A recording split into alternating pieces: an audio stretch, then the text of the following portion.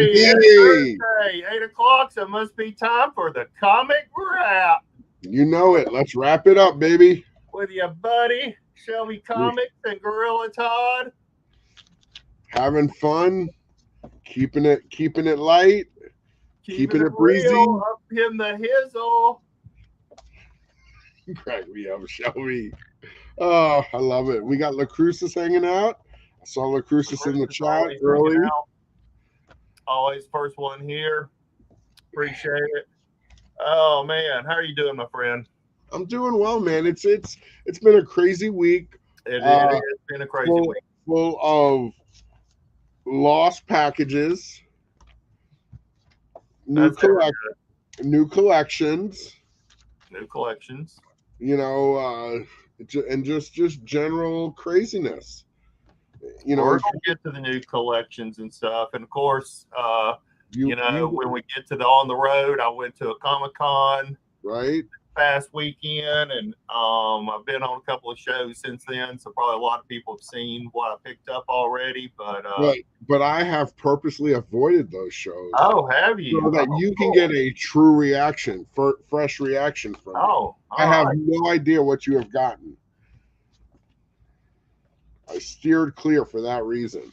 Well, I'll show you, but first, let's do some comic news. I was looking at my little newsletter I get, The Intelligent Collector, and you'll love this. You'll love this story, Todd. You are a sentimental person.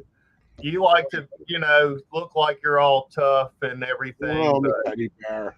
You're a big softy, and you'll love this one.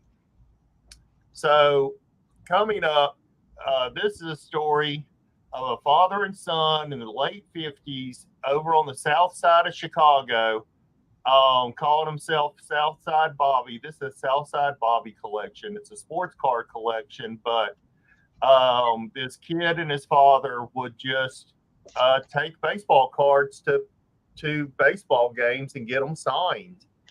And it was something that he and his father did together. The person's father passed away in the 60s, and Bobby was so brokenhearted over it, he has not looked at the collection in 50 years. Wow. He didn't. It hurt him too much to look at the collection of cards. So they've been put away for 50 years. Finally, he decided to bring them out. They're going to be at Heritage Auction, and it's probably one of the largest signed sports card collections that they've ever seen. And there's a picture of Southside Bobby that chased autographs with his father. Outside of Chicago. No, his father died in 2000. I'm sorry. But yeah, they've had the collection put away for 50 years. What's really great about the collection is, of course, you have the greats of baseball and football in the 50s. And these were, unlike most signatures, you get an old Mickey Mantle, you go find Mickey Mantle at a convention, you get them to sign it. No, these were signed while the player was active playing. So the signatures are a little different. They're early signatures, which draws a little bit more value than these, than the older signatures where, they've signed 1,000 or 1,000,000 cards. This was back whenever they were playing. I get what you're saying. It gets to a point where, when once they hit the convention circuit, they start dumping, thousands out every weekend. Exactly. So there's a Mickey Mantle I showed there, Roberto Clemente. That's amazing. That's really cool.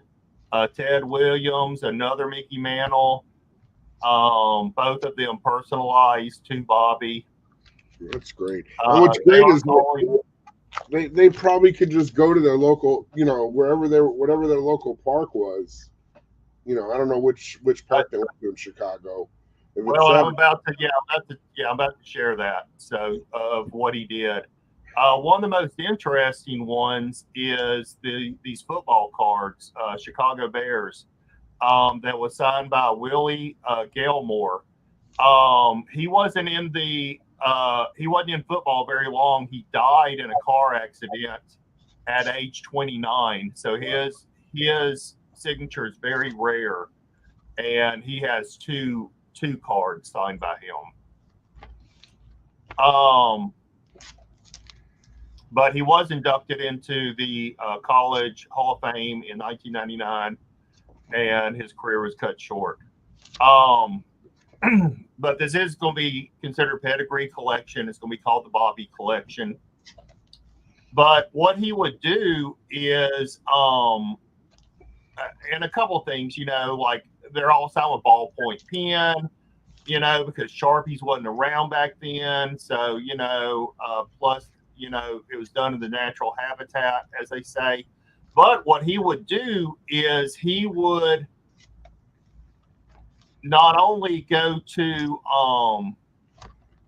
like you talk about Chicago White Sox, going to Kaminsky Park, but he would find out where the visiting teams were, what hotel they were staying at. And he would dress up in a suit and tie, so he would look kind of, like he belonged there, would show up at the hotel early around 8 a.m. to see if he could catch the players going to and from breakfast, and would catch them at their hotels. There's also a story in here where he got the autograph of Luis Aparicio, who was from Venezuela, spoke very little English, and he actually found out that he was living at the Hotel de Prado, and he was able to find out what room he stayed in, and went and knocked on the door and was answered by his wife, and they were really nice, and he got the card signed. When he wanted to obtain the autograph of Johnny Moxell on a 1961 Fleer, he actually went to his house, and where he'd been living since he played with the White Sox in the 1920s, and was able to find him. With football, he would go to the training facilities and hotels. But yeah, and one of the interesting things is there was these Hall of Fame cards that's put out in the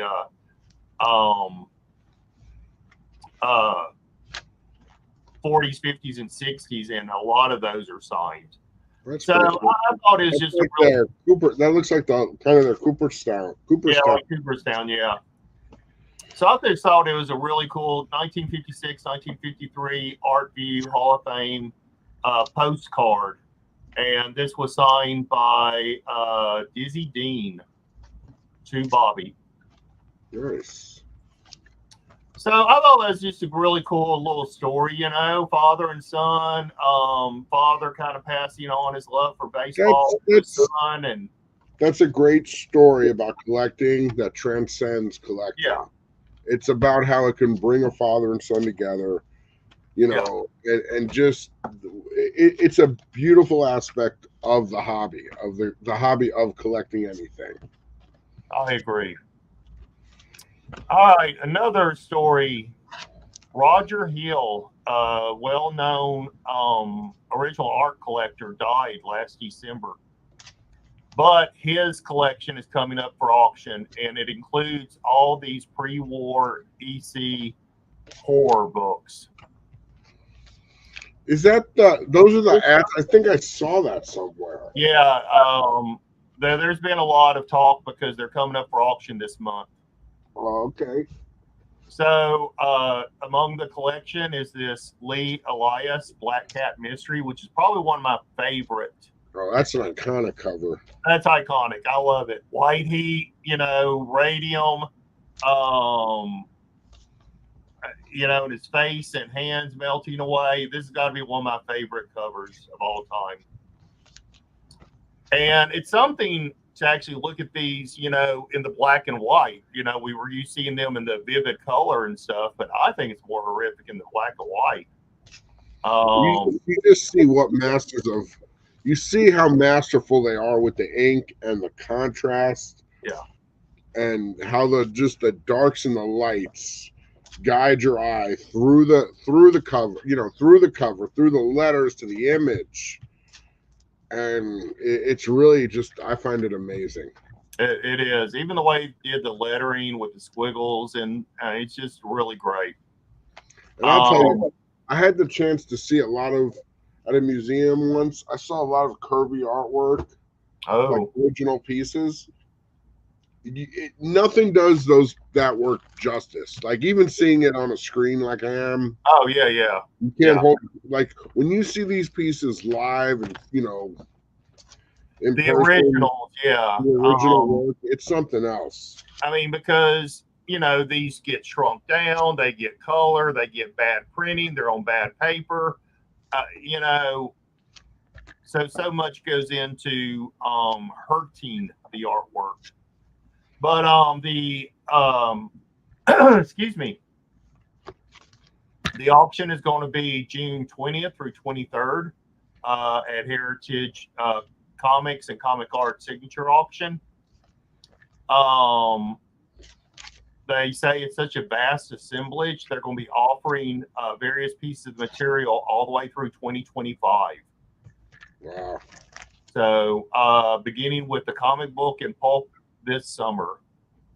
You can, download the brochure, but look at a few more covers here. This beautiful Chamber of Chills. Oh my God. Wow. So great. That's another Lee Elias cover. This Johnny Craig cover for Haunt of Fear. I'm starting to really, I know I love these old pre-codes, but I'm really getting into Johnny Craig and Wally Wood. And Wally Wood's amazing. And I love this one. So this is a Jack Davis. This is Jack Davis. This is for the ad to order, your subscription. And I love this ad. It's not the same, but it's Jack Davis. Yeah. That's never too far. And then what's funny, one of the things, so Frederick Wortham, Seduction of the Innocent, he actually has his EC Fan Club Addict membership kit. So Frederick Wortham was actually a member of EC Fan Addict Club, and here's the actual letter it's signed by Frederick Wortham. It's got Frederick Wortham's Fan Addict card. It's got a little post-it from I think his funeral, the patch, the EC collector button. So yeah, very interesting little piece of history here from Frederick Wortham. I love this Basil Gorgos, Vincent Price. Yeah, he does some great. I got a soft cover of his stuff. Awesome monsters and classic horror stuff. So really great. Like I said, it's going to be starting June. Don't remember what I said. June 20th, 23rd, 20th to the 23rd, I believe. And they'll be slowly bringing out more of this collection. All right, now the saddest news I have. This was something that actually happened a little while back in Las Vegas. About 2 weeks ago. I say a little while back, but 2 weeks ago, where this wife's dead husband's collection of comics was stolen that he had left behind for his son. And And I know you're in Las Vegas. Yeah, and you know, it definitely went. I know at least I got texts from a couple of buddies that like, hey, if you come across these, this is the deal with them. And you know, I said, you know, look, if they show up in my place, they're probably gonna end up getting arrested. I don't know. Yeah. But they were, left behind for his son. Excuse me. And like I said, it's only happened a couple of weeks ago. Yeah, no, that was recent. That was really recent. Yeah. But they're going to show the books here in a minute. The husband had actually done YouTube videos whenever he bought the books and stuff. Like he was really proud of, you know, being able to collect some of these books. And he did use drop videos. So he's got like the first Gwen's, Gwen Stacy, Spider Gwen. Thank you. Yeah, I mean, I saw some different there's all the YouTube videos showing like Teen Titans.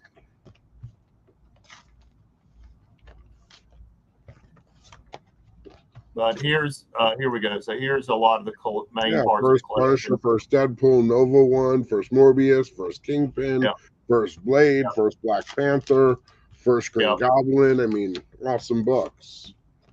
Yeah. So, and a few of these should be able to recognize if they come into a store, right? Because, you know, Amazing Spider-Man 50 and a 4.0. First Deadpool and looks like a 9 or 8.0. First Nova 8.5. First Black Panther the 3.0. That I can't see what the grade is on that one. The first Green Goblin. No, I can't see any of the grades, but I see the books. But yeah, so if you're in the Vegas area and stuff, I mean, look at this one too, Detective 95. That's what a great book. Yeah. Hey, what's up, Tony? Hey, Tony. But and then even some golden age like the shock suspense stories, it's exciting comics, which is so hard to find. So yeah, if you're in the Vegas area or something, I mean, I hate bringing up sad comic news, but I feel like this is something that can be found because it's a very specific collection. I mean, but I understand, if it's stolen in Vegas, you're not that far away from California, but it's only happened a couple weeks ago. So if you know anything, please contact Fox 5 here in Vegas and, or the Vegas PD and let them know. So see if we can get this collection back.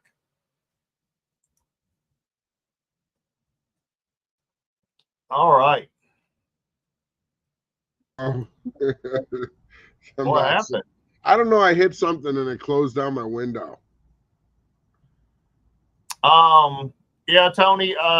But again, I think there's all we're trying to do is the more information we get out there, who knows, might see this little channel and so I know myself, Swaggle House and Automatic Comics has all now reported on the story, and we're just trying to get the story out there. So like I said, I mean, because those books travel to California really easily, or like you said, maybe in a pawn shop and such. So yeah, that is all I had for comic news this week. So a couple of nice stories, a cool story, and a sad story. Cool. You there? Tony. Yeah, I am here. I'm here. Mr. Tony. Please. Check your IG. You asked me about something. I messaged you, but there are at least one other person chomping at the bit. So what's up, Tony? Please let me know. No, check your IGs, dude. I don't think he's been on IG since I sent it, so I get it. But when you get a chance, please let me know. Tony's on everything I'm on for some reason. All right. So now our next segment on the road. I think everybody knows I went to a big show in Dallas, Fan Expo, this past weekend. I've dropped the video on my channel of the show itself, minus the pickups. But we did have a post show, and then I was on Carlos last night talking about a few of the books. But yeah, you want to get into it, Todd? And you can show off your great collection that you just bought. I'd be happy to, but I definitely want to see some of the stuff you got on at the con. I have not watched any of those videos. That's what I just said. Yeah. Okay. You go first. All right. So first we'll start with the stuff I bought at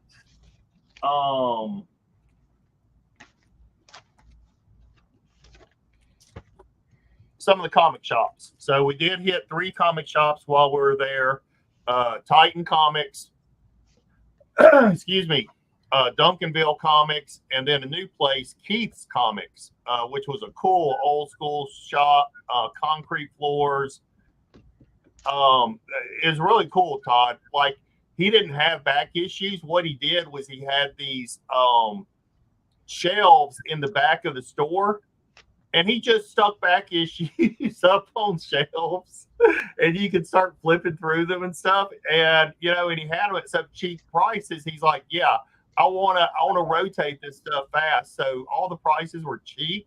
And then when part of the shelf gets emptied out, he just goes, grabs some more back issues, and prices them and sticks them up on the shelves. It's a really cool setup. So quick turnover on back issues and stuff. I appreciate stores.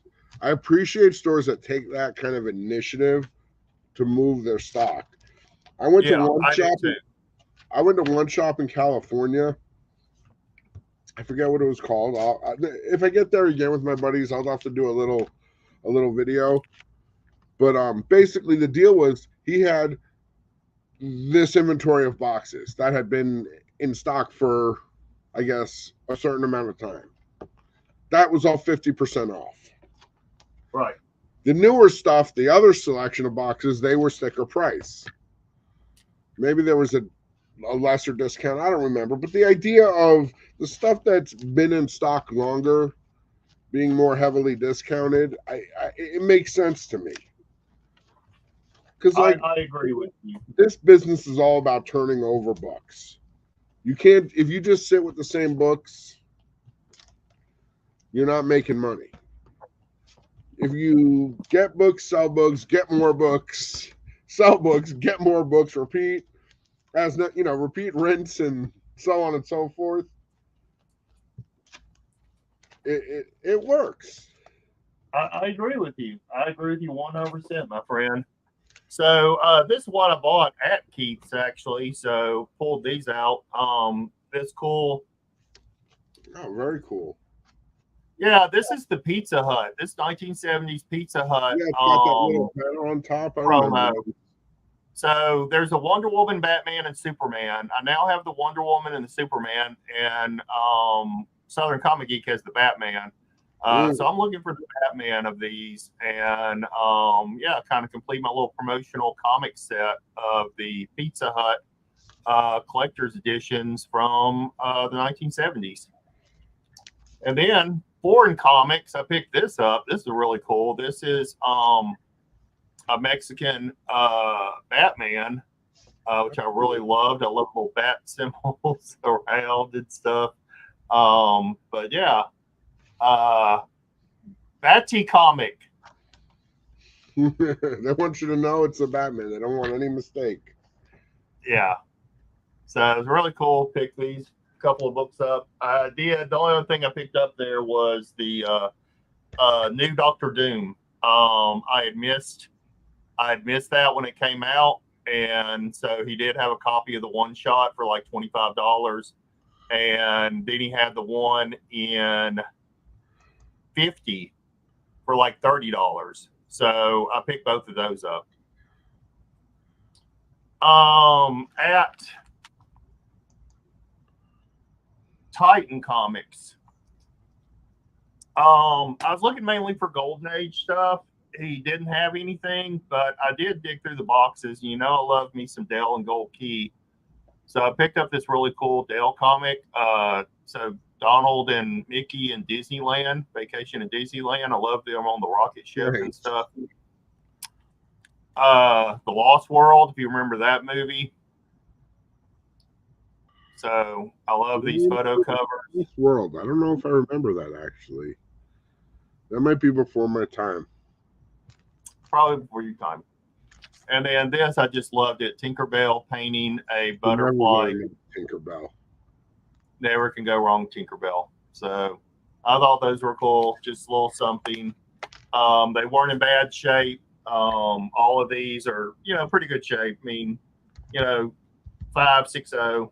But all right, then I went to my buddy in Duncanville. Duncanville, by far, is the best comic shop. I mean, almost around, not just in Dallas, but around in general. And, you know, Andy, who's an old friend of mine, kind of what we were just talking about, Todd, is he's realistic about what comic books sell for and what he can get for them. So he has a ton of $2 books, which is stuff you can't believe is selling it. You know, he has out at $2. He's got a ton of $5 books, which again, you can't believe he's got out at $5. And then he's got a bunch of half price boxes. So I picked these up, all half price. It's only 12 issues in this first issue special. I'd like to get all of them. I wasn't sure if I had the number one, but again, it's marked 20 and it's half off, $10. I'm like, hell yeah, I'm on top of that for a beautiful high grade copy.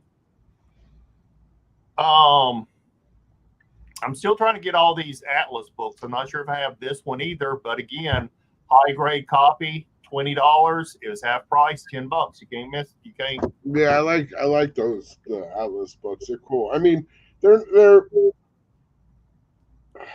it's, you know, the history of those is what's great, right? It's the group of Marvel people that's like, screw Marvel, screw Stan Lee. We're gonna go start our own company, and you know, didn't work out so well. But it's almost like the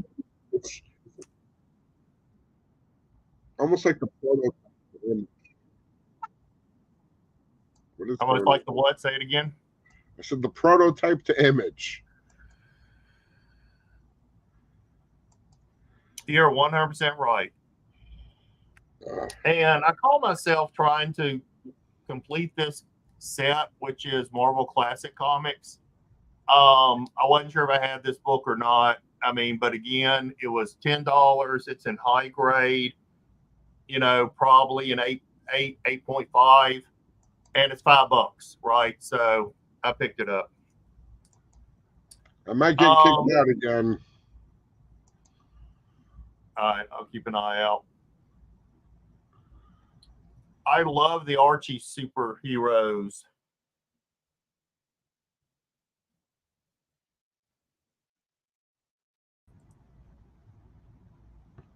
All right. Okay. All right. You sound better too. Yeah, because I love the Archie superheroes. So the Fly.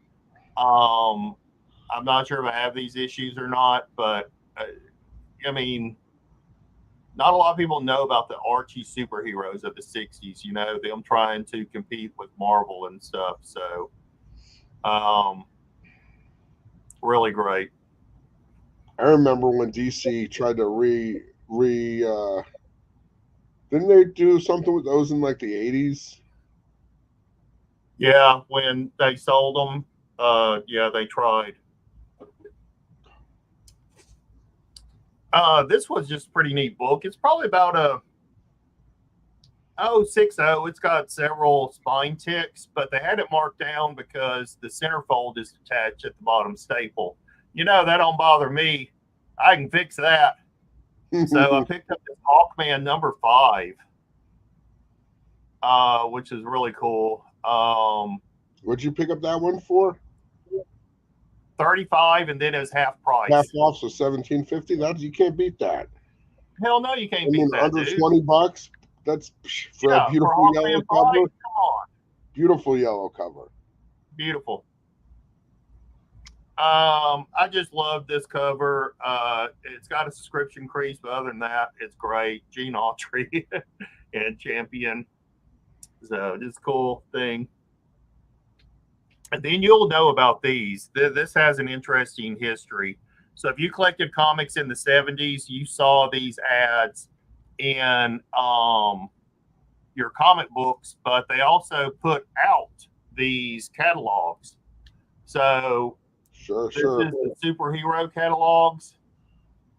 So you'd have like your Star Wars toys and, all kind of stuff in here. And what's interesting about these were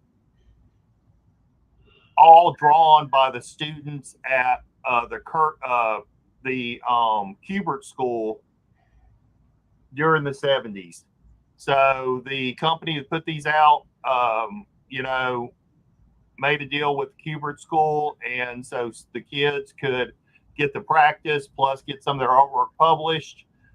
They did these ad magazines, and so you could have art in here by famous artists, but just a really cool little piece of history from the Kubert School. No, that's cool. Yeah, some early artwork from different. Who knows? Yeah. I appreciate it, Tony. I hit you back, my friend. A company you don't see very often, and again, this is a golden age book that was in the half price bin. So Standard Comics, Sniffy the Pup. So he had it at $15, and then it was half price, so $7.50 for a golden age book. Under $10 all day, every day. All day. Talking about Archie heroes, this was an interesting one, and you do not see this very often, the Shadow. So Archie picked up the license to the Shadow, and then they changed his costume to be more modern. So if you remember the purple full face costume of the Shadow, but then they changed it to this purple and green with a cape. So it's kind of interesting. And, it's got the tagline, "Who knows what evil lurks in the hearts of men? Only the Shadow knows." Wow, I never even seen that. That is a crazy. You don't see them very often, dude. You don't see them often. That's why I grabbed them. Another thing you don't see often are these from a company called Power Comics. Now, these don't even have like glossy covers. The covers are also newsprint. So they're really hard to find, not beaten up, but Jack. But this really cool Northern Lights, and then this Night Witch, which is really cool. So Power Comics number 3 and number 4. And then, of course, who don't love them? Some Flipper. The Dolphin? The Dolphin. I remember Flipper. Yeah. That I used to watch, probably on reruns. Yep. It has a price sticker here, a gold price sticker. But yeah, I loved it, and it's $15 plus half off, so only $7.50. So can't go wrong with that. So yeah, I feel like I made a killing at the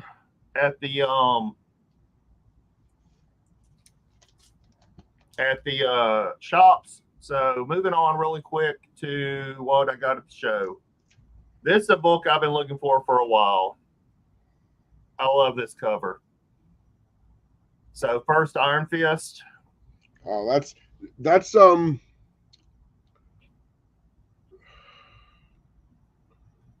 no, that's the first what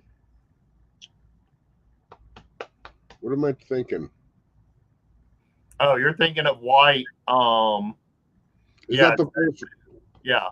White Tiger, right? Yeah, White Tiger or something. Yeah, it's his first one too. Yeah.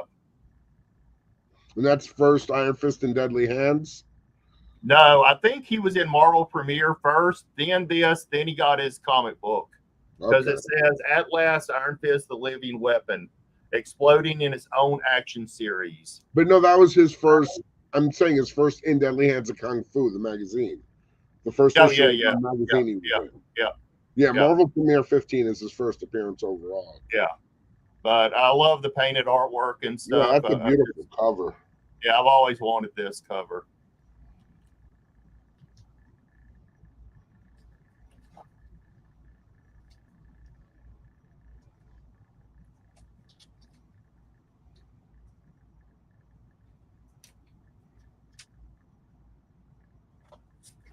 All right.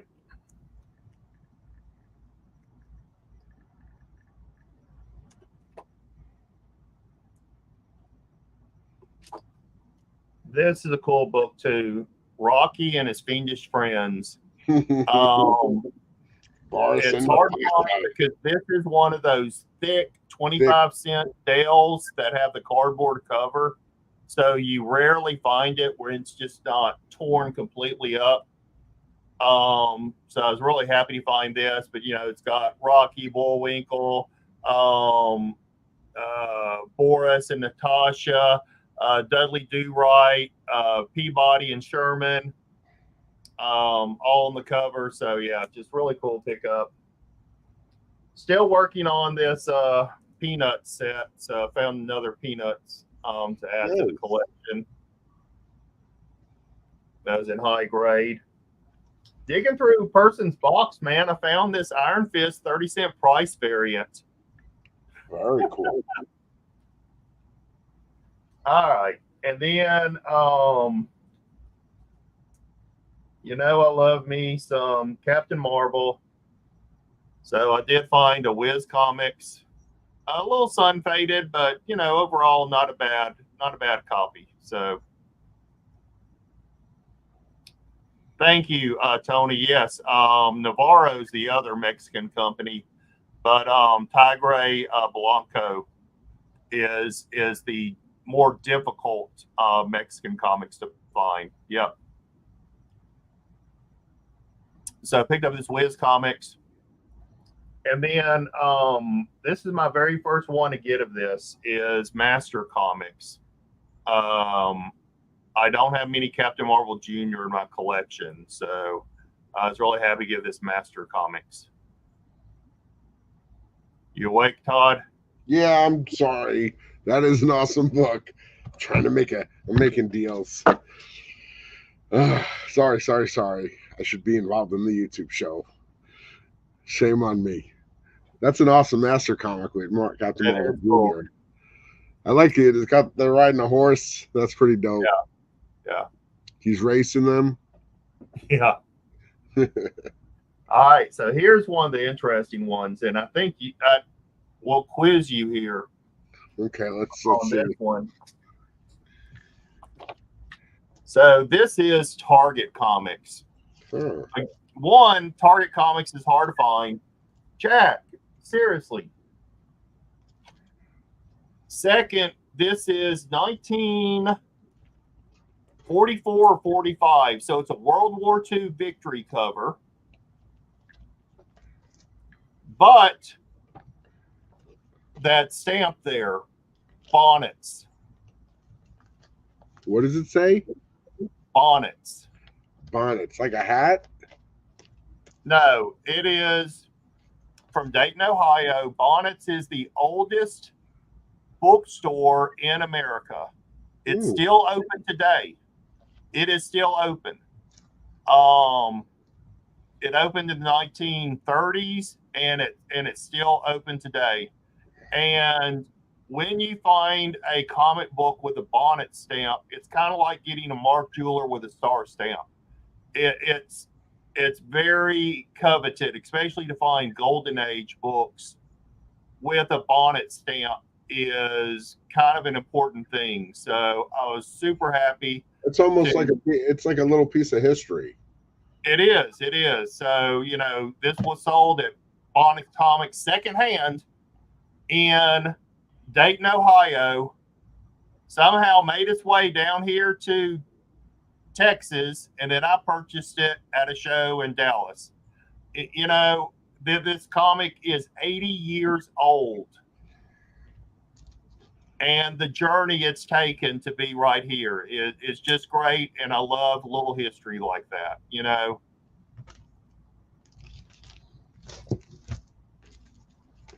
All right. No.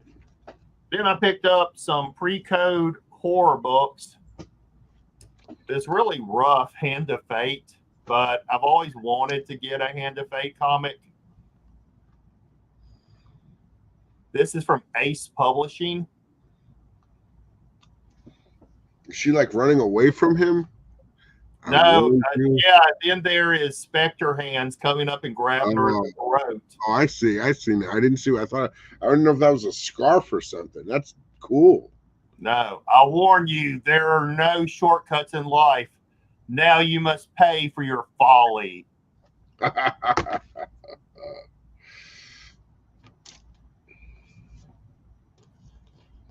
Pre-code horror Atlas is hard to find. So this may fall into the horror category, but this is Atlas Comics Mystic Tales. And this is a classic one, The Man Who Could Walk Through Walls.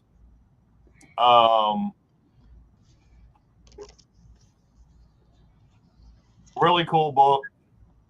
Glad to pick it up. All right, now the two heavy hitters. This book is in rough shape, and I still paid a lot for it. Weird Mysteries. I mean, when you say rough, how rough? The cover is completely detached and split. Pretty rough. But I can fix that. Well, Weird Mysteries, number 8. You are Shelby, the conservator.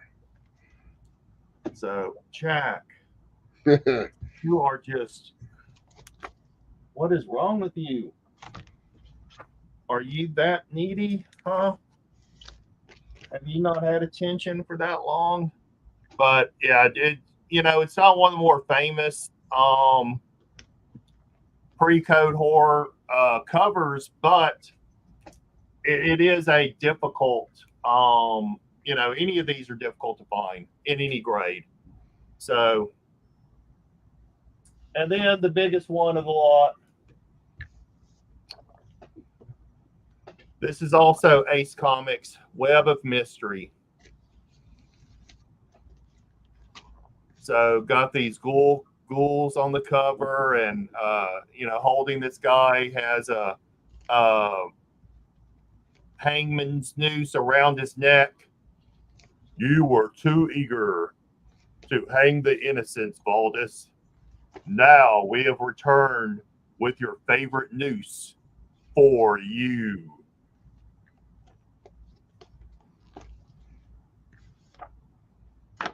So, really nice copy. That's pretty dark. I love this stuff, man. So it's not in bad shape. It could use a little bit of work, but I was really happy for the price to pick this up. Just super great. So that is kind of it.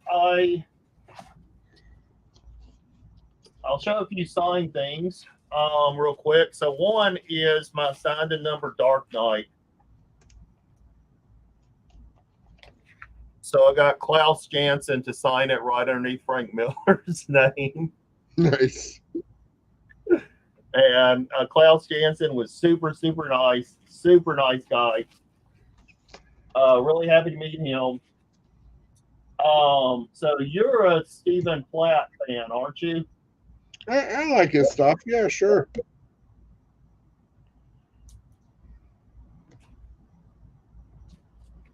Well, if you want, I'll give you a first Stephen Platt Prophet signed by Stephen Platt if you would like it. Yeah, that'd be dope. I don't think I have a signature on anything. I mean, I love his I got turned on to him when he did. I know his Moon Knight is this Moon Knight is the shit. I love his like his level of detail is just, it's he's Yeah, got his own level. Like like he has his own style. When you look at Stephen yeah, Platt's art, yeah, you know it. yeah. But yeah, give that to you. Oh, thank you, Shelby. That's really kind of you. And other than that, I mean, met a lot of great people. A lot of artists and stuff is fun. David Nakayama was super nice. Carla Cohen and Perillo were super nice. Also met Sabine Rich. She was great. Um, Michael Golden was an asshole as usual, but he was nicer day two. And yeah, just can't say enough. See, overall, you had a good show, and it was a good time. It wasn't as good, I think, as last year. I will admit that. Now, I was over there taking some video of the celebrities, and a lot of them weren't at their booth for some stupid reason. And so I'm standing there kind of near the corner, and all of a sudden,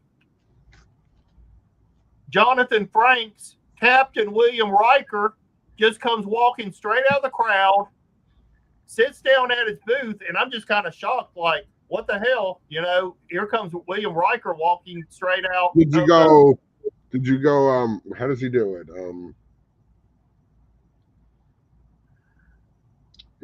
He's on lower decks sometimes, and he's like Oh yeah, his. You know how they all have their little like engage, make it yeah, so.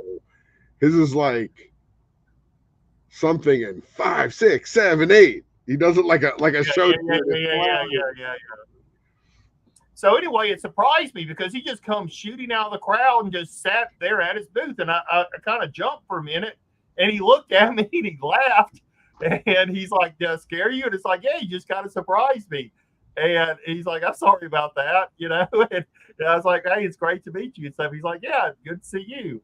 He was super nice. And then go down was William Shatner. Shatner was super nice too. In a very Captain Kirk sort of way.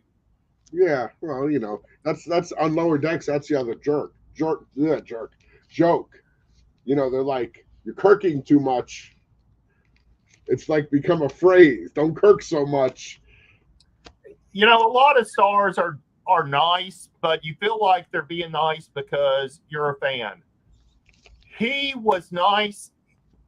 He didn't do anything extraordinary nice, but you felt like it's a bit more genuine or something. Is very interesting. Very interesting. I don't need him to be like super crazy, friendly, like over the top. Just be pleasant. Yeah, Be and he cordial. was. Don't be. Hey, Guy George. What's up, guy?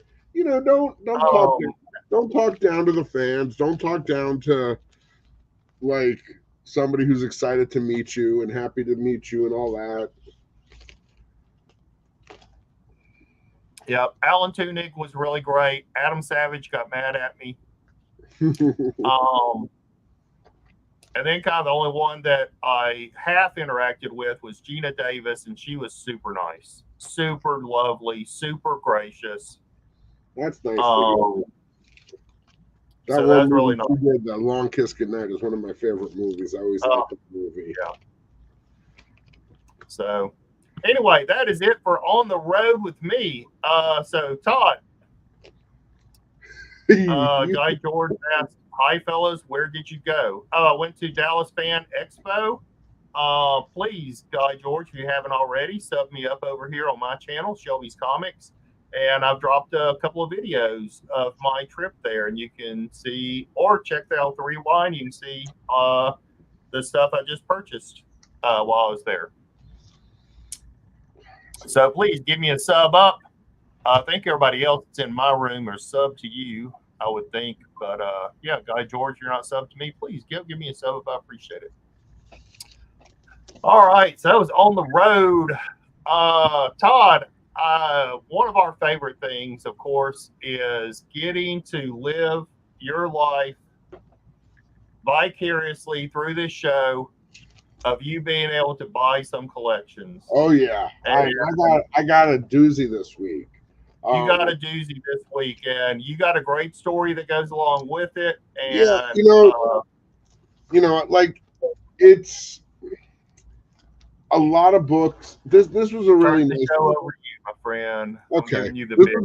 this was a really nice experience. And one thing I'm conscious of, we've all heard the stories of people who go to the comic store and they sell their comics and they don't have a good experience for whatever reason. Let's not go into the minutia, but we all know. I don't need to really be that negative. Captain Comics, happy birthday, my friend.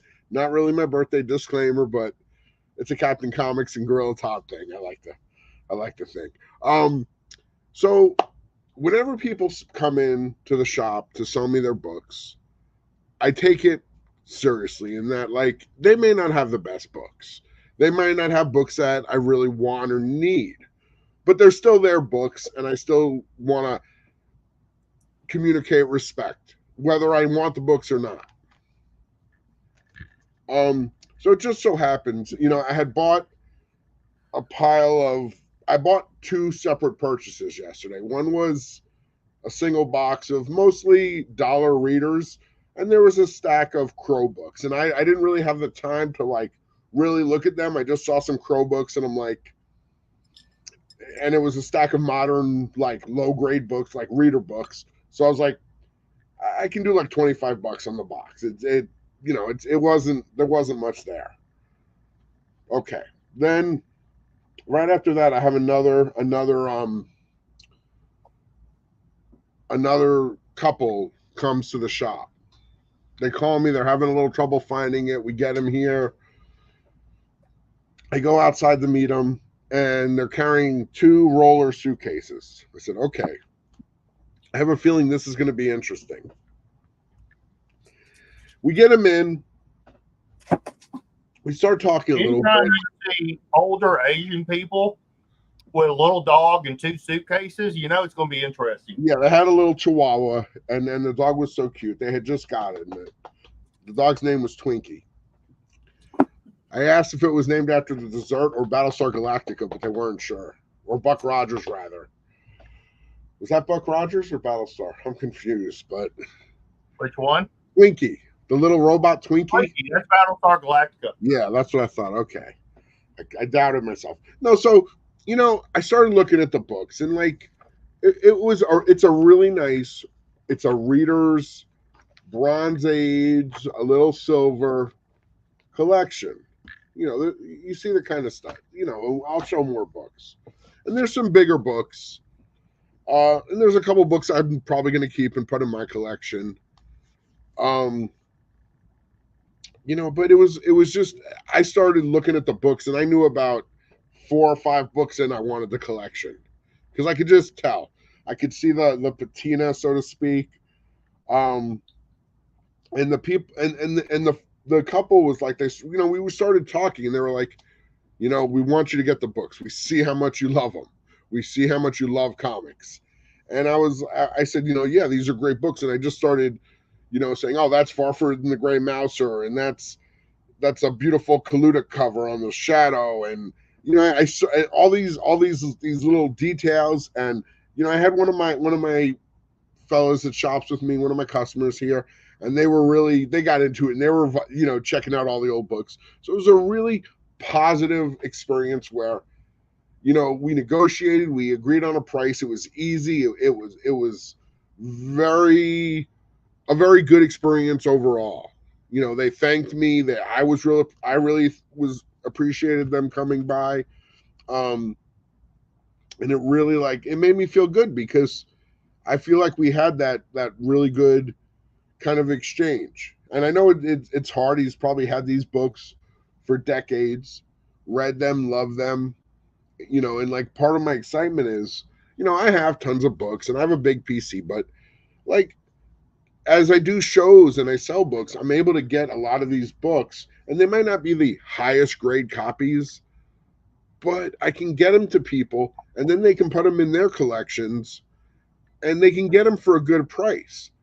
You know, You're just a middleman of dreams. it's stuff like these 25-cent Avengers. This is just happens to be what I'm bagging up. 25-cent But, Avengers. but that's when I was collecting, and you are about to get into like the George Prez So series. That's a George Prez. right. So there's that, and then there's some of these that I'm about to bag and board. Some Black Panther issues and different things. The wedding of Wanda and Vision.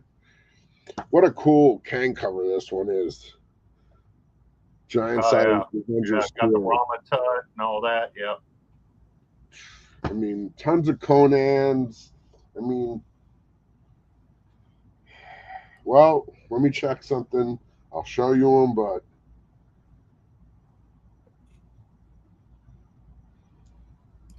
So if y'all see anything y'all are interested, you of course can hit up Gorilla Todd over on his IG.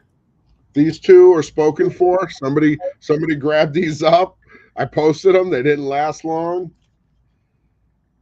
Classic Batman. Stay up on Todd's IG because he posts things there. So yeah, definitely 227 that got picked up, and the 251. Both are the most classic covers. Yeah, Those got picked up. Now the two that I'm keeping this Sergeant Fury and this Howling Commandos 13 because this is a book that I have always wanted to add to my collection. Yep. Fantastic Captain America early Silver Age cover. You got Bucky, Fury, the Howling Commandos. Man, what's up, Comic Book G, man? How you been? It's been forever. And then I got this 232, which I sold the copy I had years ago, and I never got over it. So I'm gonna hang on to that one. Those are the two I'm gonna keep from the collection. I always like to keep one or two books from a collection. And then I think somebody's already claimed this one. Sergeant I claimed that one. Shelby's got that one. So we'll put that Dick Ayers cover. Dick Ayers cover. It's really great. Do have the second Ray Shagul available. It's that's available, guys. Make offers. Well, you see the price. What you say, 125 on that one? I got 175 on it, but again, it's reach out to me. Everything's negotiable. We can do a bundle deal. I've got lots of books. Here's a Detective 437. Yeah, this is the first Manhunter. This introduced the Paul Kirk Manhunter by Archie Goodwin and Walt Simonson. This is one of my favorite. This is one of my favorite books ever. I would keep this, except that I have a copy that's signed by Simonson, so that one's available.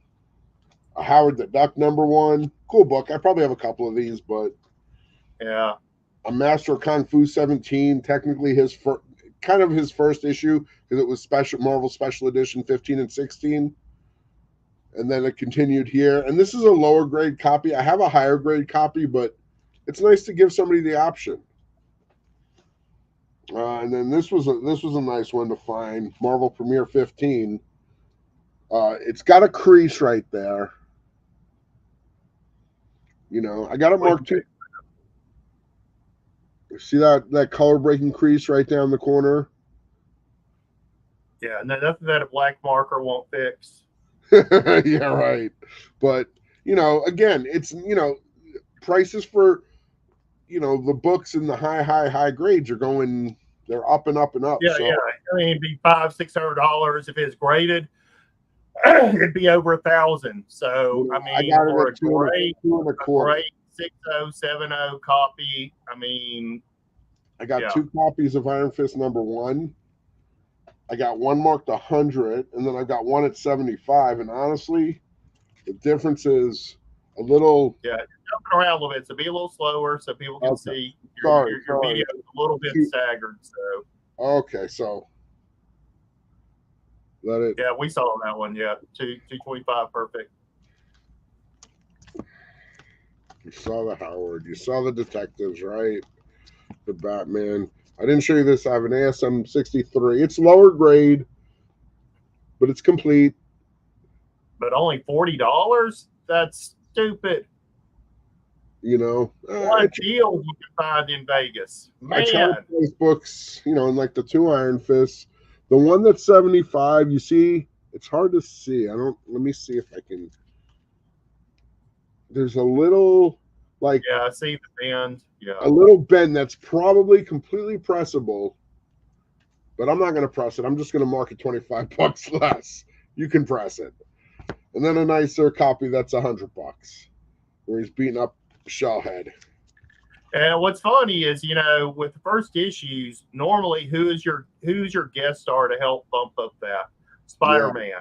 In this case, it's Iron Man. So I found that was kind of funny for Iron Fist. It kind of fits. It's Iron Fist. So Yeah, you gotta, Iron Fist against Iron Man. Yeah.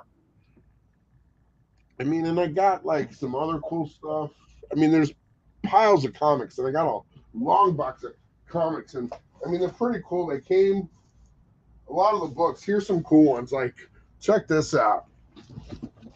These I haven't even unbagged. I haven't even like freed, but this is a little history. This is old. This is a true old school bag. No flap. No flap there. Those weren't even meant to be comic bags. Those were bags like you would get at a grocery store for produce. And they reuse them for comic bags. Nice X-Men. Could definitely use a press. Mid-grade, but it's all there. That's a nice book. It's all there. Yeah. And I check all the books. I open them. I make sure the staples are attached. I make sure the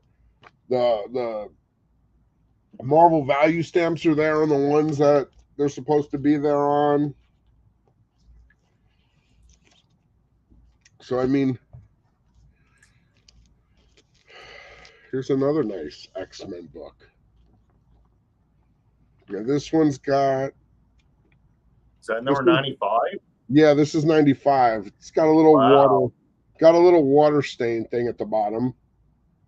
That can be fixed. You can fix that, right? But otherwise, dude, beautifully, the centerfold's all in there intact. If you can't get number 94, you might as well get number 95. Let's put that in a bag. But all those books are really they've always been kind of high, but they're going up a little bit, unlike other books, and they're staying at that price. So your number 95, because Giant Size 1 and 94 is kind of out of people's price range. Mm-hmm. So number 95 up to around 120 are really, really great value. They're starting to go up a bit. They're getting pricier. So definitely, if you hadn't picked those up, you should be picking those up. I mean, there's a nice bunch of X-Men. And we jump to these all could use a press, honestly and truly. But I also I was able to get these at a really fair price where I can really pass the savings on to people. And some of the big keys that I showed you, yes, they're pricey. But a lot of these books I can hook people up with. They're not crazy pricey. I mean, it's not like $400 or $500. I mean, that's a great cover. Yeah, sorry, I go fast. Colossus. This is a cool book. And it's a little nicer. Yeah.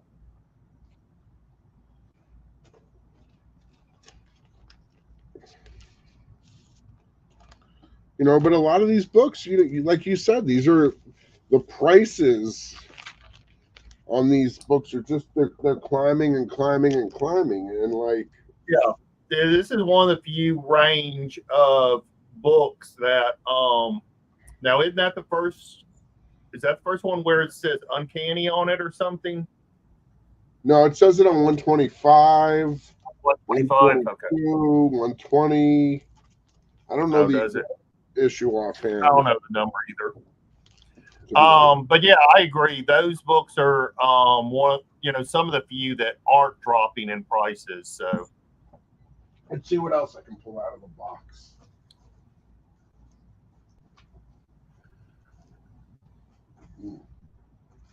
but while Todd's doing that, let me show his IG. So y'all be sure and go check him out. He actually dropped a video over on his IG about this collection, so you could have already known about it. Actually, And hit him up. That's how some people already got some good deals. So y'all be sure and follow Todd over there on his IG and hit that notification bell if there is one on IG, and that way you can stay in the know with the Gorilla Man. If you want to see some great slabs, some really cool slabs, I'll show you some.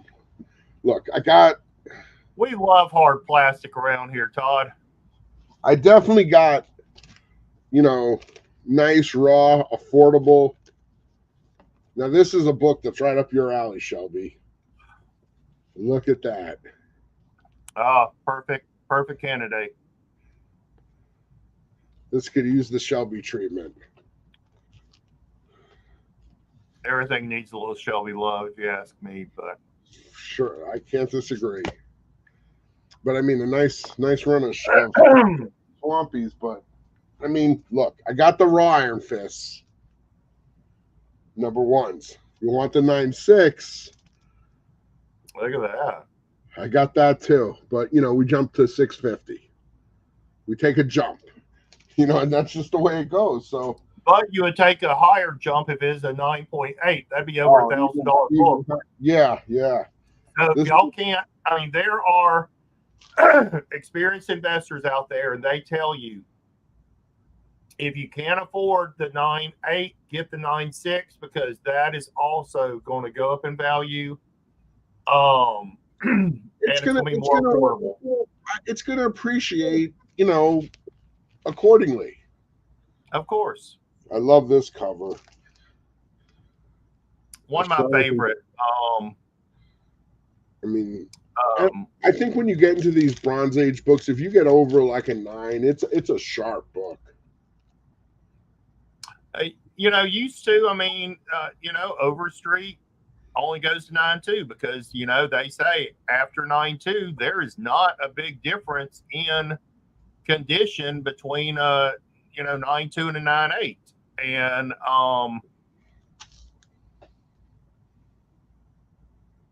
I tend to agree. Here's an Avengers 174 from 1978 in a 9.8. George Perez cover. George Perez cover, yeah. One of my favorites. The Collector.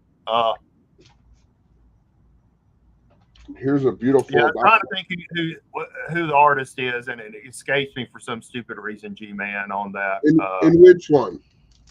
The Deathlock. I think it was Rich Buckler.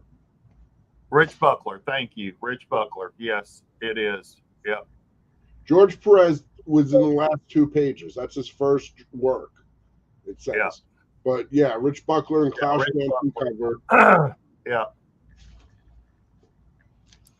Here we've got a Doctor Strange. G-Man. Now, I love these Doctor Strange. They're not very popular because they have the ugly Doctor Strange costume. G-Man, I got 450 on the Deathlock. If you want to hit me up on IG, we can definitely talk about it. Beautiful 9.4. I can definitely talk. Hit him up on the IGs. I just showed his Chan. Here we've got a nice Doctor Strange 178 and a 9.6. I mean, that's a 12-cent cover in a 9.6. That's crazy. Black Knight. Let's see what else we got. Here's a FF 108 and a 9.4. Love it. Beautiful book. This is a really cool one. A newer book, but Beautiful John Byrne Hulk cover in the 9/8. That's the old label. You got all his friends: Modoc, Abomination, Juggy, Leader, Rhino. Yeah, yeah. Gotta be one of my favorite John Byrne Hulk covers. Yeah, it's great. And he's wearing his purple Speedos with such style. Such Here's stuff. another cool FF 191, the FF Resign in the 9/6. Quit. Say they're out of here. We're done. That is right before they go on the big Doctor Doom arc that takes you up to number 200. So really great FF run there. Captain America 152 from 1972. This is 2 years before I was born in a 9/6. Wow. Ooh, sweetness. Mr. Hyde. Yellow cover.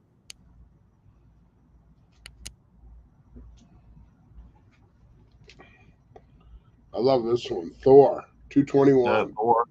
This is from my birthday month and year 374. Thou hast dared to challenge Hercules, and so must die. Man. Hercules don't mess around. That's a cool cover. I'm not sure I've ever seen that cover. And then I got a couple of 9/8s to finish off. Beautiful Jack Kirby Machine Man cover. Oh. Go Gadget Arm. In a 9/8. I've always wanted that book and then a Devil Dinosaur 9.8 just to have in the collection because I loved those books when I was a kid. I'm sorry to hear that, G-Man. Oh my God. So sorry, G-Man. Reach out if you need to, man. You know, well, Todd and I both, we've lost our parents and yeah, we know what it's like. We know what it's like, my friends. And there he goes. Exactly. He's got to stop doing the steroids, man.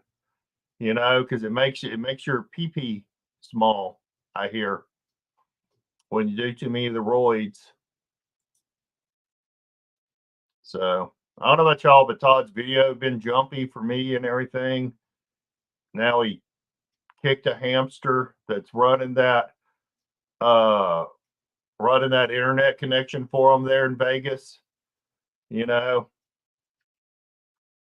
probably someone lost some money on a roulette table. So, you know, internet connection slower. So he'll figure it out. He's probably still talking to the camera and not realizing that his stream is gone. So probably somebody should text him and go, you know, you're not on stream anymore. So Tony, I'm sending out some stuff in the mail. I'm sending out stuff in the mail tomorrow. I'll get your book in the mail. All right, I saw him pop in here for a moment. I'm not sure what's up. He needs an IT person. Yeah, didn't pay his bookie. He needs an IT person over there. I don't know. You know, I mean, internet comes into your house, into your place. You plug it into the computer, and it should work. I'm not sure what you could be hitting or, you know, it's like, oh, I bumped something on the internet went out. But what the hell are you bumping that your internet would go out? I mean, you know, it's not like, you know, it's not like walking by the old TV, you know, the rabbit ears and stuff. You know, it's like, oops, I bumped the antenna, and now I can't pick up channel 8. You know, I mean, you know, or you have a Wi-Fi, you type in the numbers. I'm back again. What happened? I don't know. I'm very crowded here. Like in the desk, I got piles of books and the mouse is right here. So I think I'm hitting the mouse and it's clicking something that closes my window because that's what's happening. My whole Google window's closing. I'm not exact. I couldn't close it that quickly if I wanted to. But we got two more slabby slabs. We got an Eternal 17 and a 9/8. Again, Jack Kirby. Feel what you want about the Eternals as far as the movie goes, but hey, it's still a Jack Kirby cover from 1977, and it's a 9/8. I didn't hate the movie. I didn't hate the movie. I thought there were some parts that they needed a little script doctoring on. I didn't hate Madam Web. I just didn't think it was a cinematic movie. I thought it felt more like a movie of the week. I would agree with movie, you know, because who don't love 3 spider chicks? Come on. Yeah, okay. Spider chicks are hot. Okay. You know what's hotter? Cinematic. What? An Invaders #1 in a 9/8. Invaders #1. Everybody needs an Invaders #1, 9.8.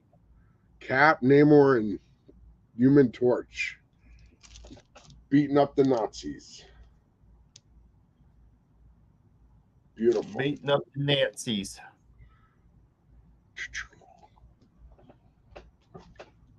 And I haven't watched X-Men 97 yet, so y'all don't beat me up, but I have watched the first couple of episodes of The Acolyte. I don't know what y'all are talking about. I am really enjoying that little series myself.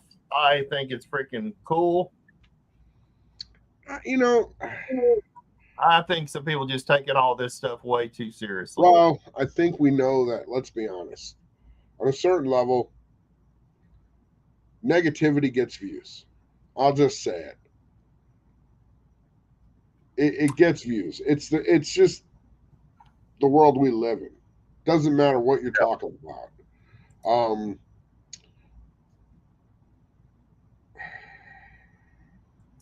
Do I feel the same way about Star Wars I did when I was 10 years old? No, but I'm not 10 years old anymore. So I don't to want to feel the same way, I don't think is reasonable.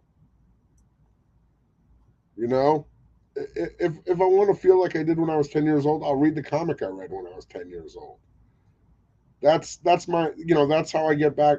That's how I connect with my childhood. Or I'll watch the movie, episode 4 or 5 or 6. And that connects me to those feelings of when I was a child. And that's that's the Star Wars I love. I'd rather talk about that than, something I'm either not that excited about or indifferent about. And I hire a chick to put me in diapers. We all reconnect our childhood in different ways. Hey, God bless you. Now, do you use disposable or?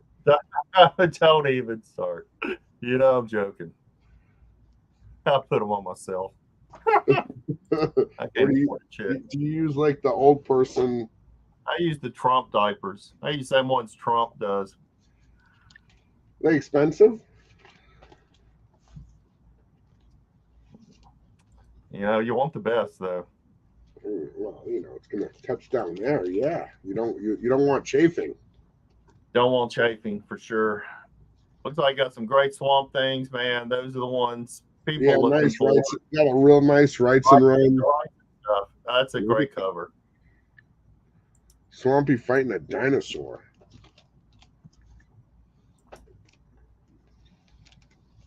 Great rights and stuff.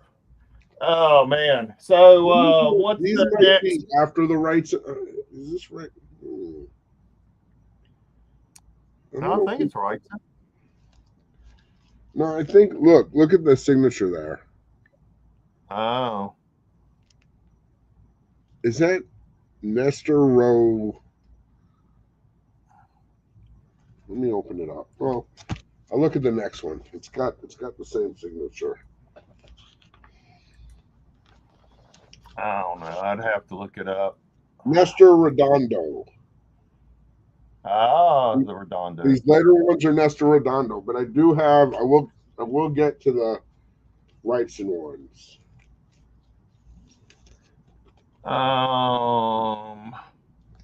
They're definitely in there.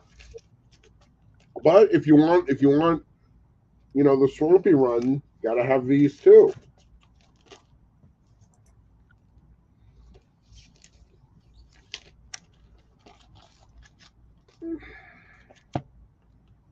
And then we got some cool Batmans.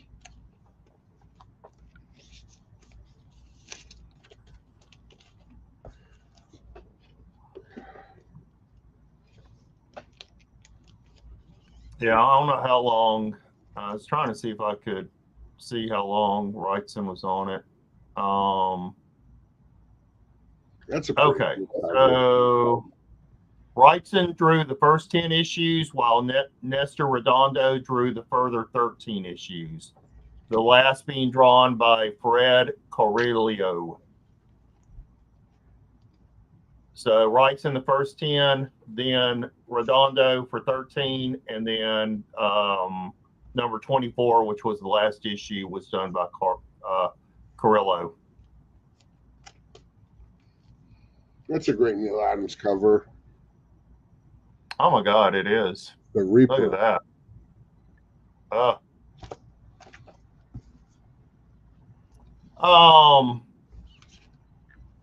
Mr. Taz in the house. What's up, Mr. Taz? Frank Robbins, Shadow. Rewind. Todd showed some great books that he just bought. A great collection he just bought. Things off a sale. Be sure and check out his IG. He'll be posting some pictures and stuff. Definitely. He's already picked some pictures of some of the Batman, but I'm sure he can post some pictures of some of these others that he's showing as he bags them. Look at that, Kirby, Mr. Miracle, great stuff, man. Oh yeah, I'm sorry, I'm just going quick. Great Kirby, Mr. Miracle. Oh my God.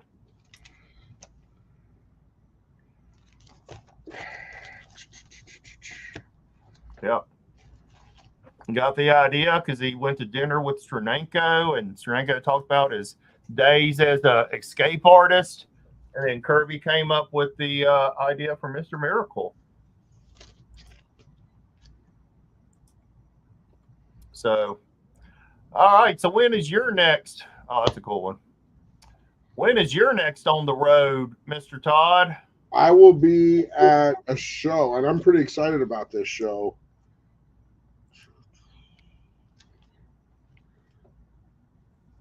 Called Comics and Cocktails. I've done it twice before. So I've done it twice before. They're at a new venue this time. They've expanded, so it's going to be a bigger show. And they've got some great guests. They've got Jerry Conway's going to be there. Ooh. And then they're going to have, I think, a writer named David Avalon, David Borer, the guy who wrote Canto. Oh. And I believe they're going to have some people from X-Men 97, some of the cast. And Dennis Cowan's going to be there as well. There's a cool Wrightson. That's cool Wrightson cover, yeah. Here's another Wrightson.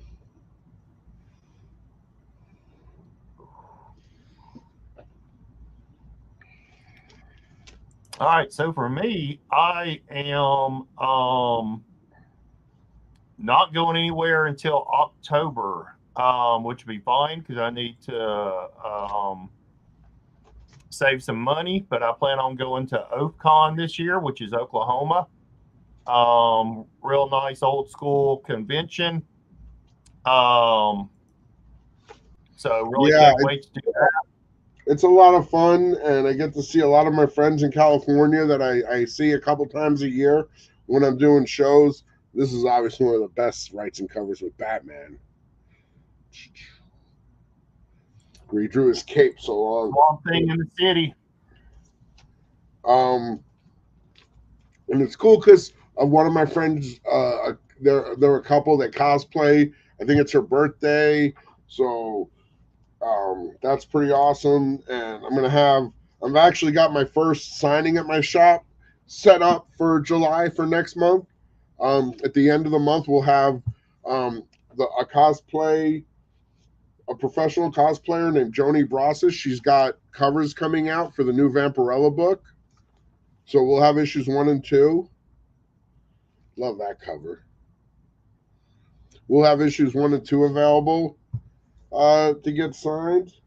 I can probably, let me see something. How's my website looking? I've been working on my website. Oh yeah. I can't say it's 100%, but it's come pretty far in a week. Although I did delete my dang homepage. I don't know how I did that. Gosh, oh, it's down here. Okay. Is it still? Yeah, okay. It's a little weird. It's a little wonky. Oh, I kind of did something messed up here. Well,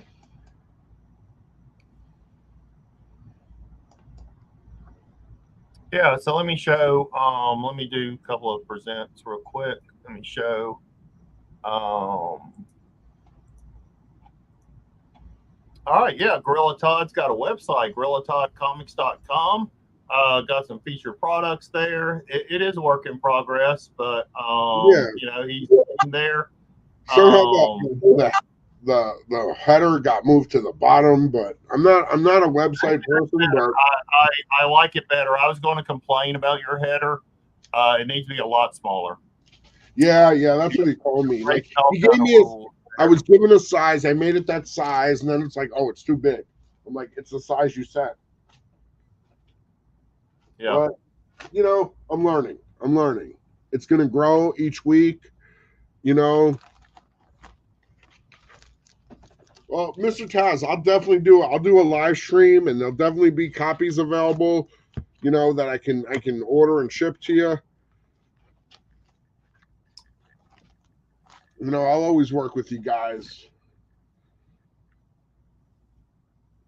The book actually comes out in June, so the second issue will be out by the time it actually, the first issue came out.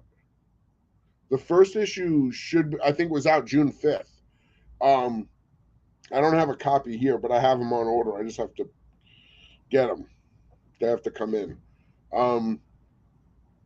But I'll have issue 2 as well, so I'll have issues 1 and 2, and I'm probably going to do them very if you do it to get it one at the day of the signing, the cost per issue is probably going to be like $10, and that'll be the issue and the signature. And if you're here, if you want to take a picture with her, she says pictures. She told me pictures are free. So I think it's going to be a really fun day. It's going to be a great day. And if there's any copies left, she'll sign them and I'll have them available.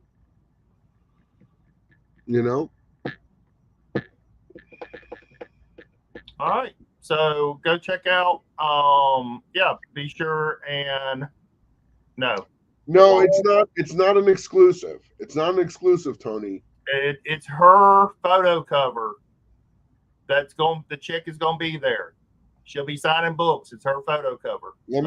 I can. They can stamp it.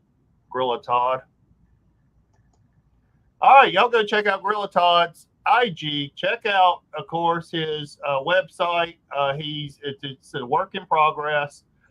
These are the 2 cons I have coming up. I'm going to try and get Oath Con, which has been on my bucket list for a long time. That's going to be October. There's Tony Isabella.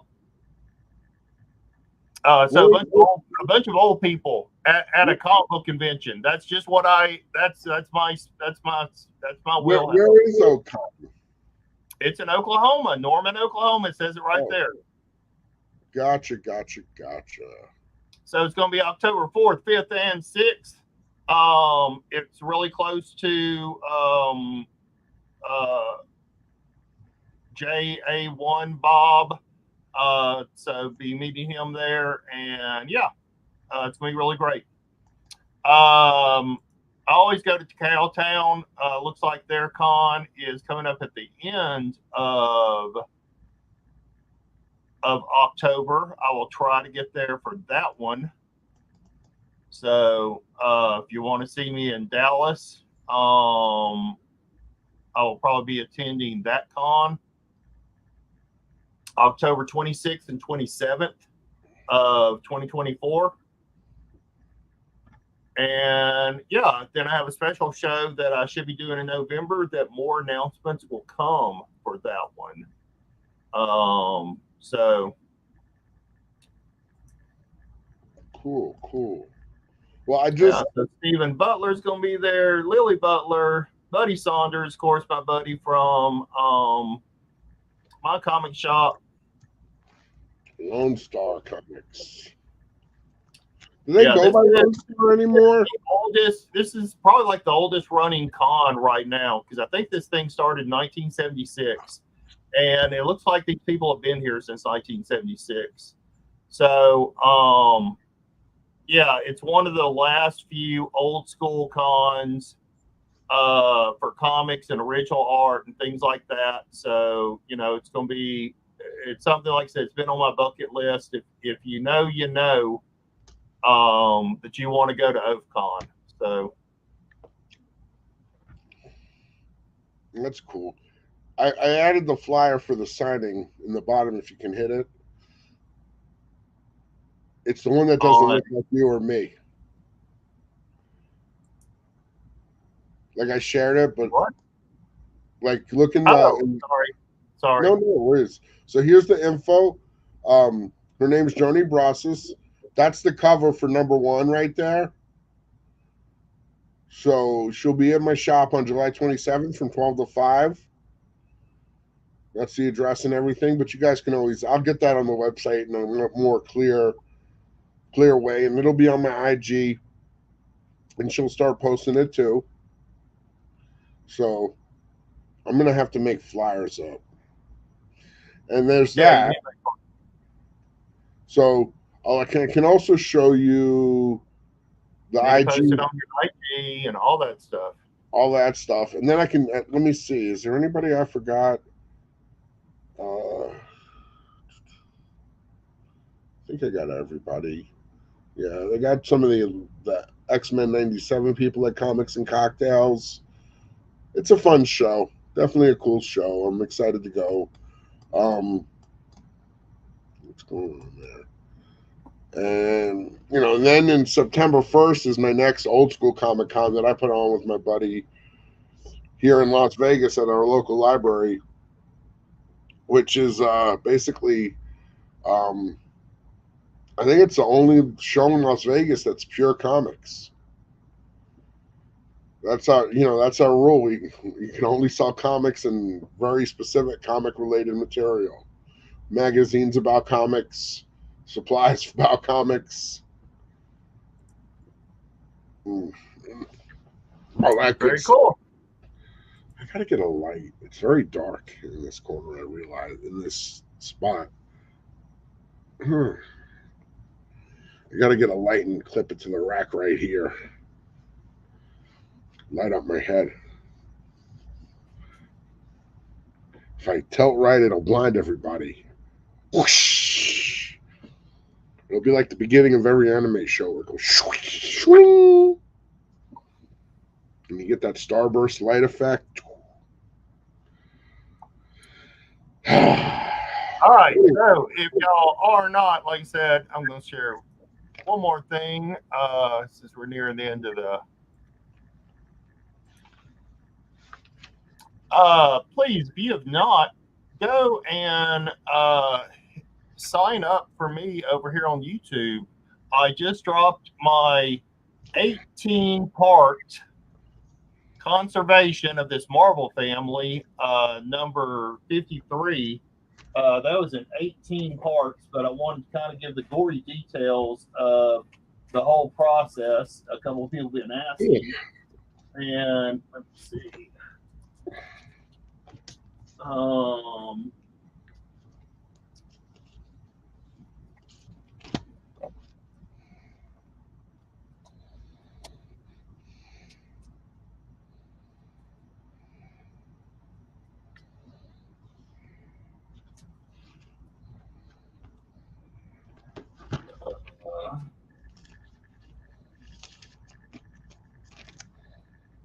Thought I had that book with me, but maybe not. And then also, I just dropped where I did a conservation, and that's only 6 parts of Wiz Comics number 45. And so please go watch that, give a view, give a thumbs up, help a brother out. Okay, every little bit helps. Thank you, Tony. Give Shelby the thumbs. And here is that Wiz Comics. Came out beautiful, really nice. I was super happy, especially with what we started with. It had grease pencil all over the cover. Someone had just drawn all over it, and it came out really nice.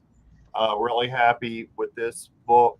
Probably gonna send it in, get it graded, and such. So yeah, really happy with this book. I am dropping that starts tomorrow. Starting tomorrow, you will see the conservation of this Superboy number 20. So you'll be able to see the entire series of me conserving this beautiful book from 1948, Superboy number 20 or 52, 48, 52. I'm not sure. Hey, what's up, Comics on the Edge? It's 2 years old. It's 72 years old. But watch this. This is the second cover appearance of Jor-El in comics. So, yeah, Superboy number 20. Very old Superboy. It's my old buddy Robert. What's up, Comics on the Edge? Hey, Comics on the Edge. I missed you at Near Mid Sundays last week, but I heard you went to a great show. So can't hate on that. I saw one of your buddies. He said, heavy is the head that wears the crown.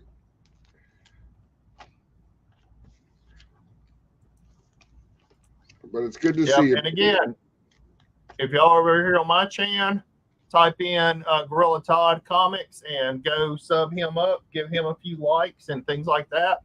And if you are on Gorilla Todd's channel, jump over here to mine. Just type in Shelby's Comics and come give me a sub and a like and a few comments.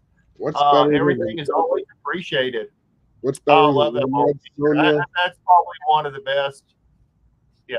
Who read so That's in my collection. Mine too. But it's nice when I get the, nice copies that will be oh, look, another one. The collection just keeps giving. What's better than one Red Sonja?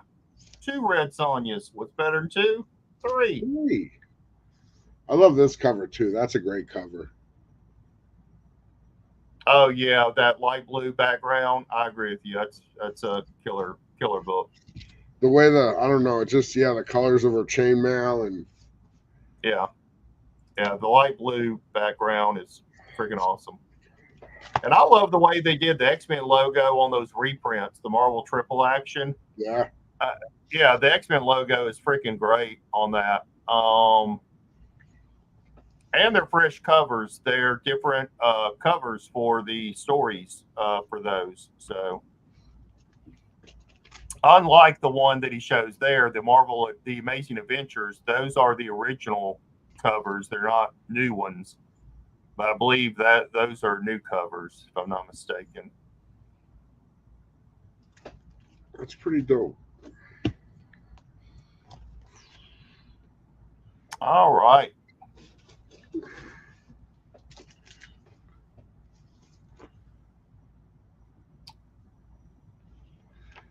Storm gets bit by Dracula. You gotta love some Vampire Storm. X-Men 2 reprint.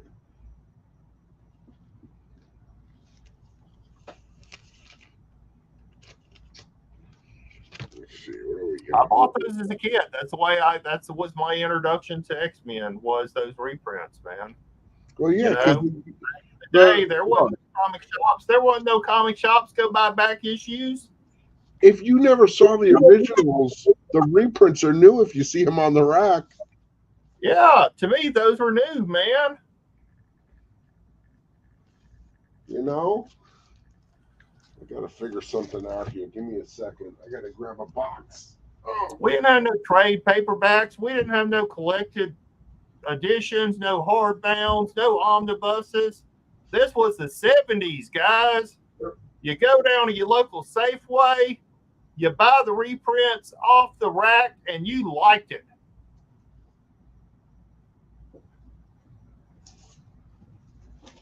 I feel like the old man on the porch. We bought our comic books off a spinner rack at a grocery store, and we liked it. I'm freaked Jack out. We didn't have no fancy bags and boards, and we wanted a comic book in a bag. They put it in a paper bag for us when we left the store.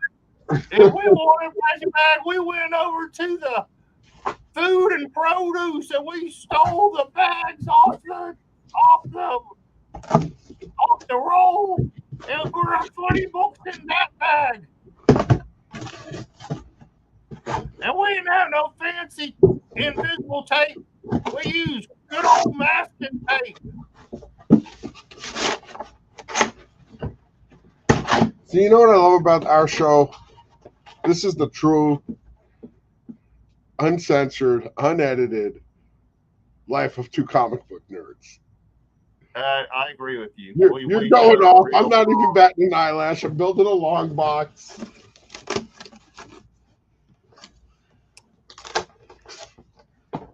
Hey, growing up, we didn't have no comic boxes, dude. You use the leftover cardboard box that your mama went and got her beer in. That's what you use. This is one of the boxes this collection came in. How's this? Yeah, there you go. A cherry box. Good old cherry box. The perfect size to hold comics. That's how we kept our comic books. You know, if you was lucky, if you was fancy, you know, you stole one of the milk crates.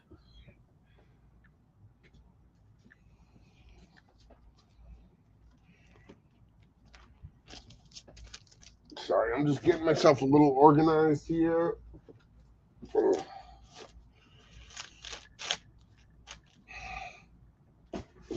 Whew, I got so much.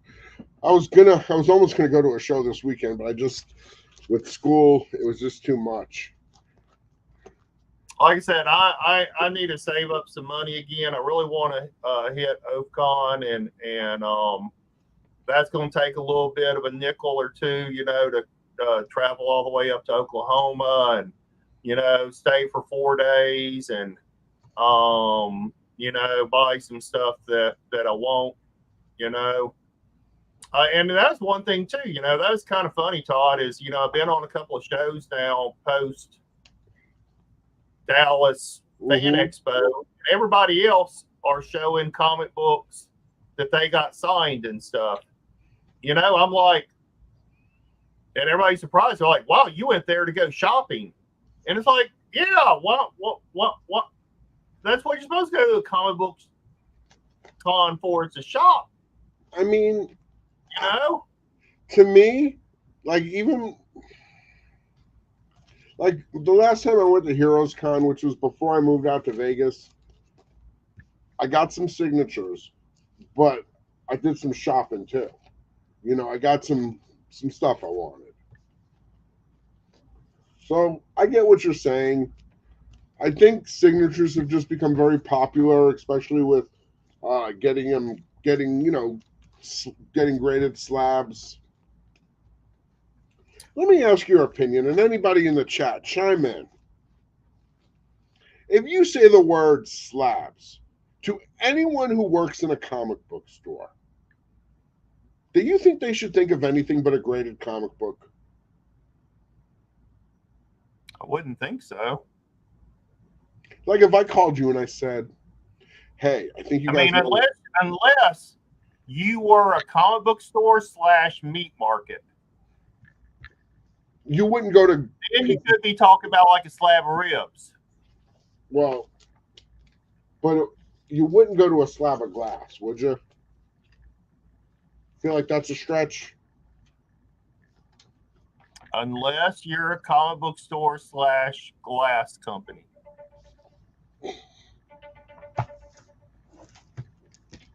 Hey. But I agree with you. Why would you think slab of glass if you walked in and asked for a slab? Or asked if you had any slabs? Is that what you're saying? Someone walks into a comic store. I will propose a hypothetical for you. Say, hey, I think you got my box of books, my box of slabs. The sound's going in and out, Chris. You've been going in and out all night. It's because I'm far from the mic. I got to bring my mic in here. I'm working on your camera's been freezing and stuff too.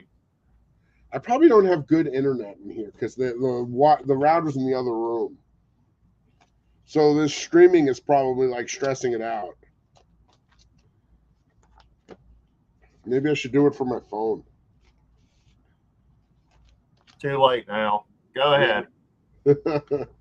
Tell us your hypothetical.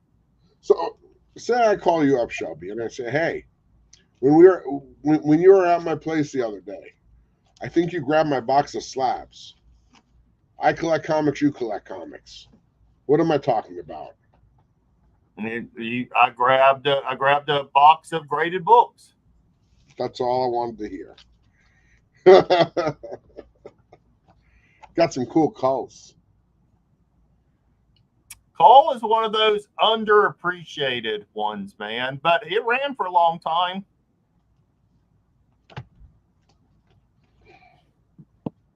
I don't know who collected it, but somebody was. They're in this collection. I appreciate that.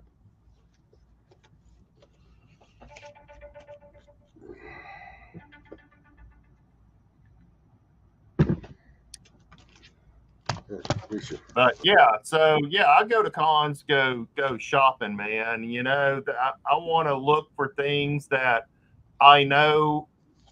You know, so let me say this: at the con, there were probably four main comic book dealers. Okay. People wasn't cool enough for coming in. Christopher, you better be subbed up over on my channel, please. Wait. So there was Duncanville, my buddy Andy. Right across from him was a guy from Florida named Chris, who I'd seen around before. You know, he had okay books, but nothing amazing. Then around the corner was my buddy Boyd with Black Cat Comics and Mystery Comics. And then there's a guy whom I can't remember his name from New York who does nothing but travel around to cons all over. That's what he does. He just stays on the road for like 6-8 months out of the year hitting cons. Amazing books, but way too overpriced, and the guy doesn't care. Like he never looked up from his phone the whole time I was sitting there trying to shop at his booth. But anyway, I mean, and for such a big show, that was pretty much it. You know, there was a few people that, you know, had smaller comic booths or they sold toys and a few dollar boxes of comics, things like that. But I was sitting there talking to my buddy Andy, and you know, and it kind of makes a little more sense to me. Is we're sitting there on a Saturday, and I'm inside his booth, like he's like, yeah, come on, step in here, let's talk, visit for a bit. And he wasn't getting a lot of action, unlike Friday. Friday, he was busy as hell. And he said, Fridays and Sundays are the real collectors. Saturdays is for the tourists. They come in, they're wanting to get celebrity autographs, do things like that. And then what they're looking for is souvenirs. And he said that's why you see so many vendors that are these odds and ends types of things, right?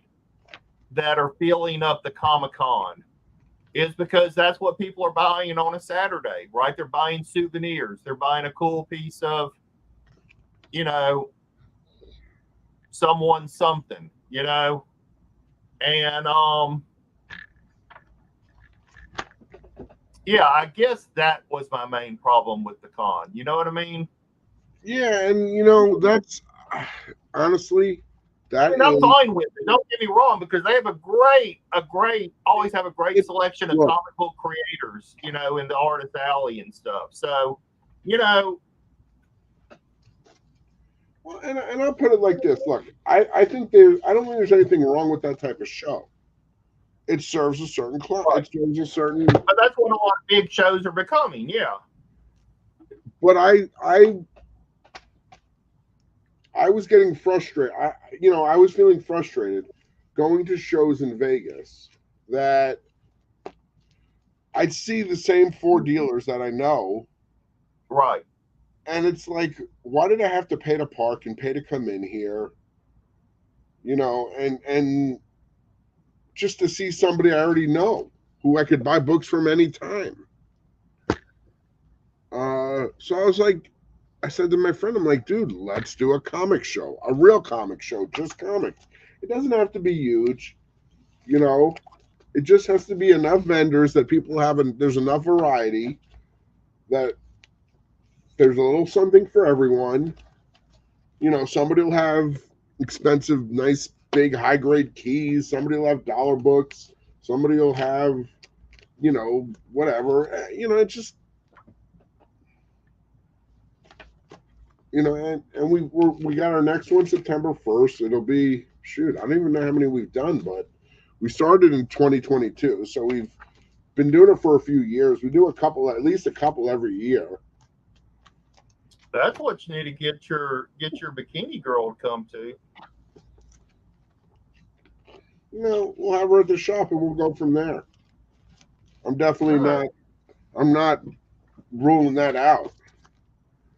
We've had a few comic artist guests. We try to get at least one guest per show.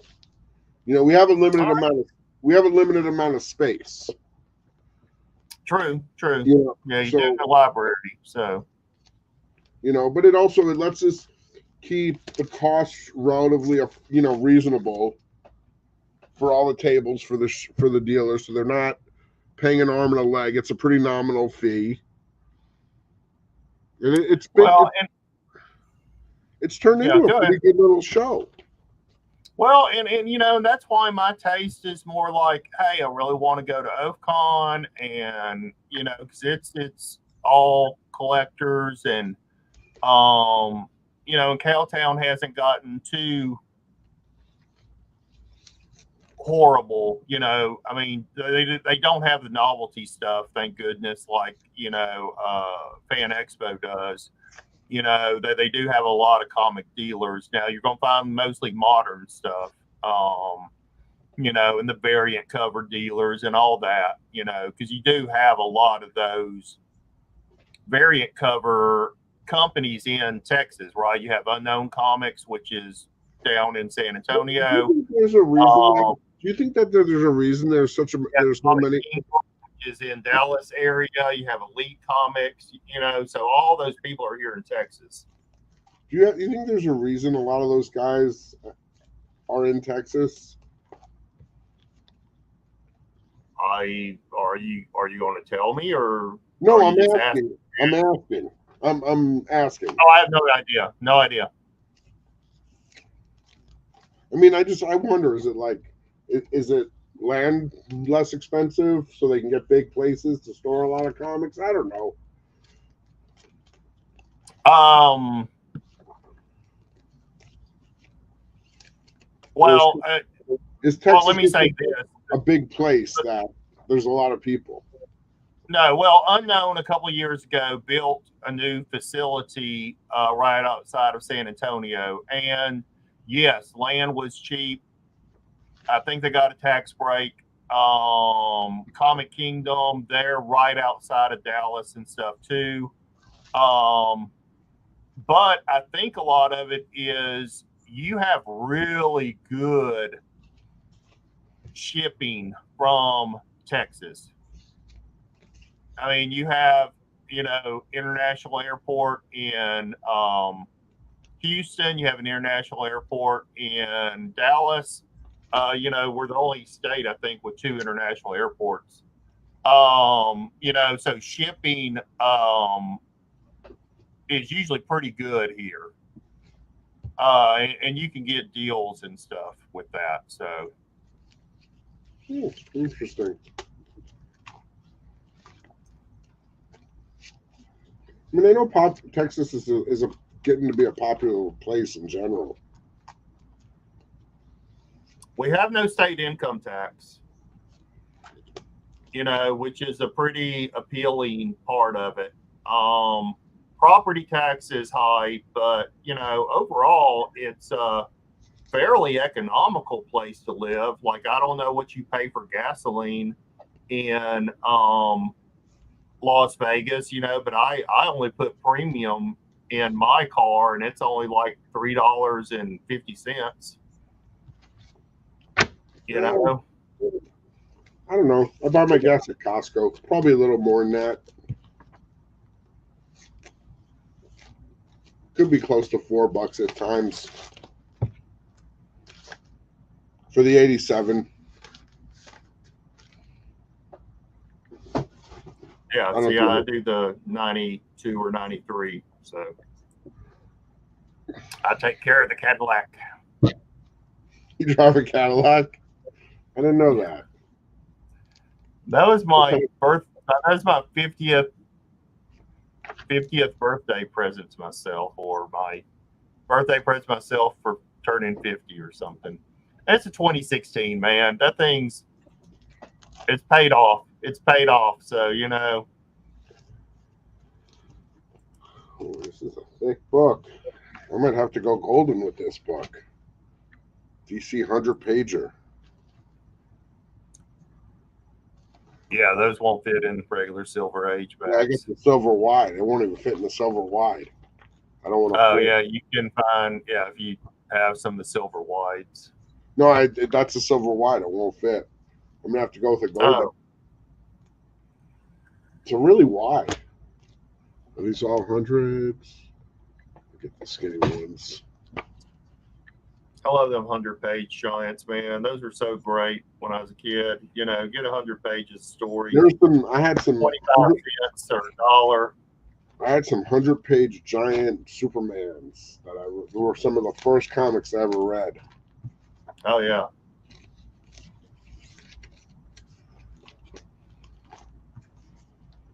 All right. Well, we are coming up on 2 hours. You got anything else going on you want to share with the peeps? I mean, check me out on IG. I'll be making lots of posts with lots of books. I've got tons of stuff in, new books, back issues. The website's a work in progress, but I promise you it is progressing. And before you know it, send them want list to Todd. He's keeping up on his IG. Again, y'all be sure to go check out my channel with my conservation series of books. See some cool Golden Age books being brought back to life. And like I said, I don't really have much that's going to be going on with me until October. So expect a lot of content to be dropped and stuff. So it's a very grabby cover. We are looking to get some guests on here. I try to have a guest tonight, but I knew we were going to be talking about the con and stuff. So, maybe one night we can get your bikini girl to join the stream and talk up her not a bikini visit. Shelby. She's not a bikini girl. She's a cosplay. Okay. She's a professional. Cosplay. Please be respectful. cosplay. Thank you. Who wears bikinis? But I mean, sometimes, wow. That's a cool book. Iron Wolf, number 9. Yeah. All right. So with that, we're going to say good night, everyone. Hey, remember, peace, love, and comics. Thank you all. See you next Good time, night. everybody.